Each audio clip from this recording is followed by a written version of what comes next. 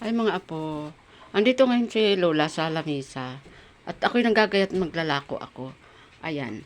Ito ang panglako ko, oh. Ere. Hinimay ko na ito. Nung may balat pa siya, ganari ang itsura niya, oh. Niluto ko ito. Tapos, hinimay ko. Ito laman, naging laman na siya. Kasi ang gusto ng iba, ay ano laman na lang. Ginagatan na inaadobo nila. Nalak sa papayang ginatan.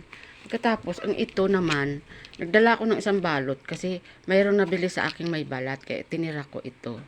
Ayan. Kaya pag nanguha kami ng punaw, nadadampot ko to, dinadala ko na lang kasi pag hinimay ko, gana rin ang style niya. Itong gana rin isa, 50 ito, dalawang takal ito.